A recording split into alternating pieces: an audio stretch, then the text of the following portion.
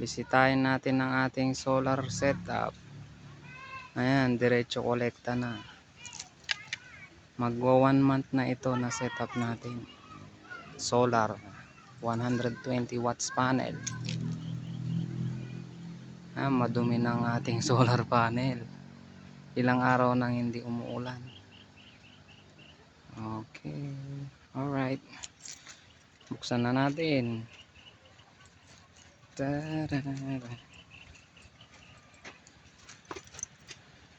Ayan, may hagdan siya. Taas. Iwas baha. Ayan, mayroon din siyang bubong. Jumbo box. May karga yan battery sa loob. Dalawang 3SM. Ayan, LED blinking light. Tsaka meron tayong insert coin indicator light. Ayan, double lock. Buksan na natin, guys.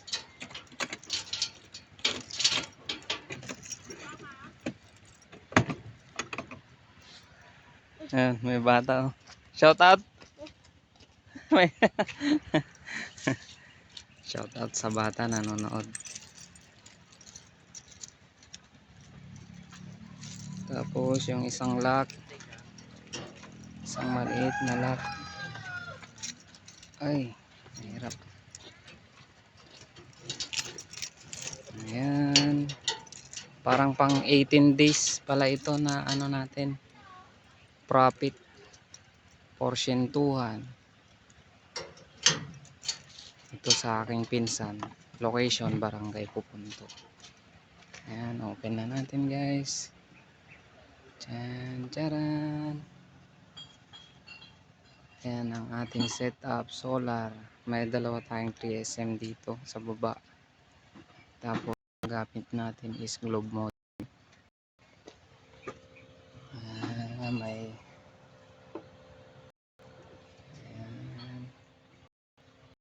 gamit na system dito, wifi bayan. Ayan, naka TP-Link,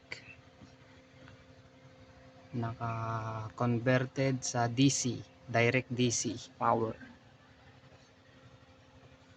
Wala na pala itong inverter kasi mayroon tayong regulator na 12 volts tsaka back converter na 24 volts.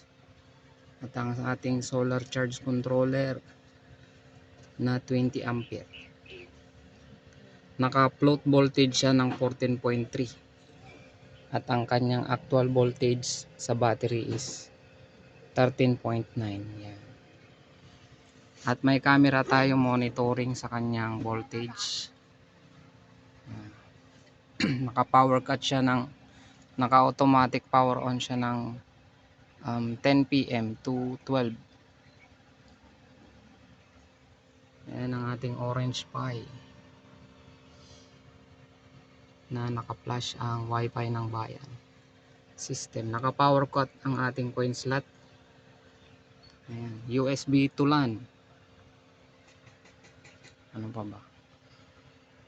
Ayan, may pan. Okay, meron din.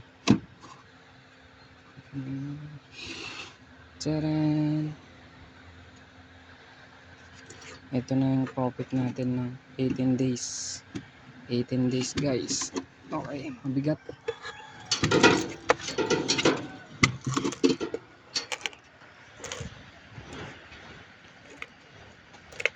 Natin doon.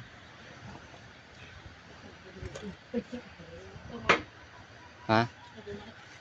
Namat. Pang.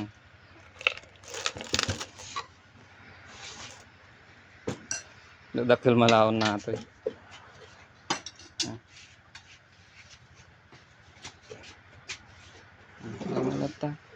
Pang 18 days.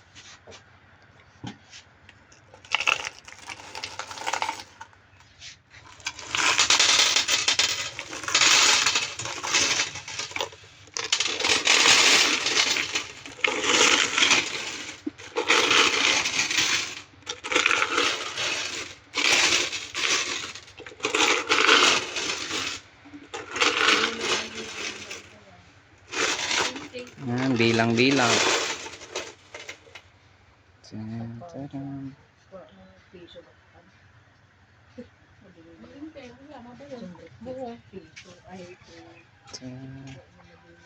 Yan ang ating service, oh. Honda Beat. Balik na natin tong lagayan ng coins. Ayan, maraming may puntong coins na to, malaki. Nasa 7K siguro to pag napuno, or 8K.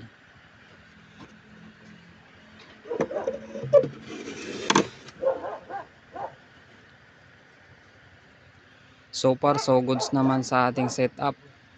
Mag-18 days nang walang bisita, walang troubleshoot, at full charge. Naka float voltage ng 14.3. Time check